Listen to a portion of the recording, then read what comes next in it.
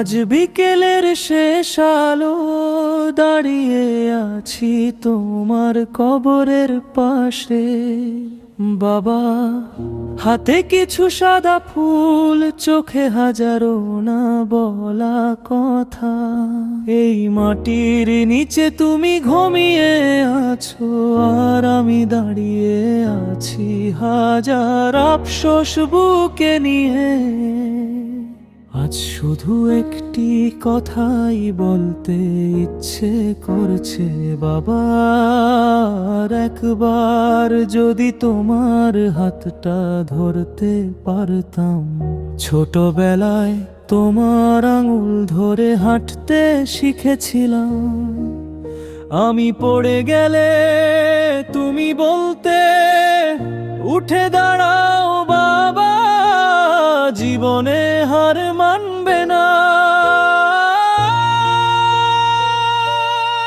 আজ আমি দাঁড়িয়ে আছি, কিন্তু তোমার সেই হাতটি আর খুঁজে পাই না।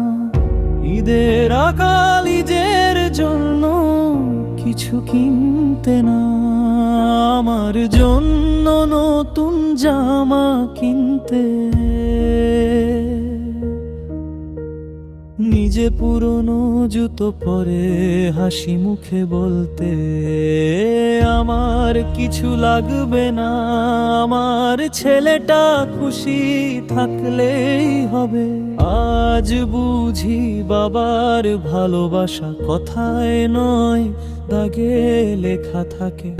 যখন রাতে সবাই ঘুমিয়ে পড়তো, তুমি তখনও কাজ করতে।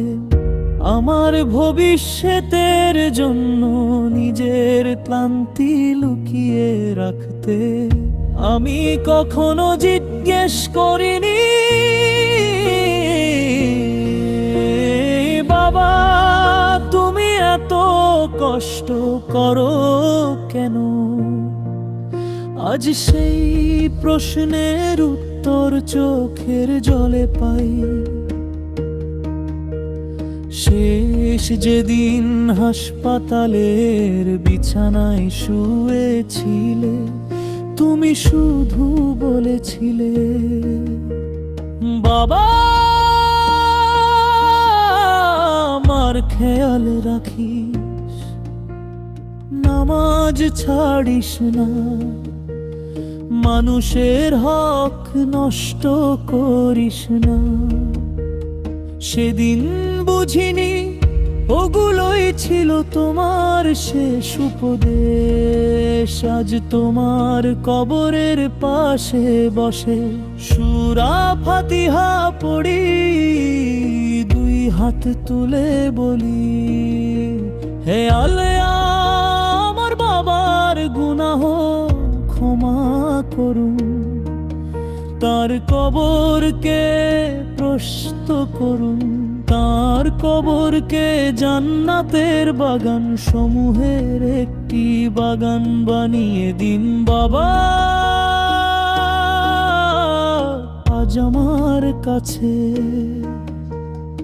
অনেক কিছু আছে, কিন্তু তুমি নেই। তোমার একটি দোয়ার কাছে এই পৃথিবীর সব সম্পদ খুবই ছোটে। আজ যদি পারতাম সব কিছু দিয়ে, শুধু একবার বলতে চাইতাম, আমি তোমাকে খুব ভালোবাসি। বন্ধু, যদি তোমার বাবা আজও বেঁচে থাকেন, তার পাশে বসো, তার কথা মন দিয়ে শোনো, তার হাত ধরে বলো, আপনি আমার সবচেয়ে বড় শক্তি। কারণ একদিন এই সুযোগ চিরদিনের জন্য হারিয়ে যাবে। আমি জানি এই কবরের নিচ থেকে তুমি আর ফিরে আসবে না, কিন্তু আমি আশা রাখি হে আল্লাহ, আপনার অসীম রহমতে একদিন জান্নাতে আবার আমার বাবার সঙ্গে দেখা হবে। আমি দৌড়ে গিয়ে তাকে জড়িয়ে ধরবো আর বলবো, বাবা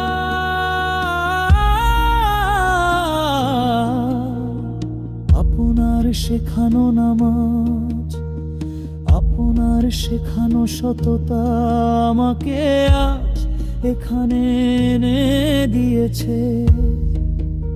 হে আমাদের সকল বাবাকে ক্ষমা করুন, যারা দুনিয়া থেকে চলে গেছেন, তাদের কবরকে নূরে ভরে দিন, তাদের ভুল ত্রুটি মাফ করুন এবং তাদের জান্নাতুল ফিরদাউস নসিব করুন। আর আমাদের এমন সন্তান বানান যারা মা বাবার জীবদ্দশায় তাদের সম্মান করে, আর মৃত্যুর পরও তাদের জন্য তাকুরকে ধুলে দেয়।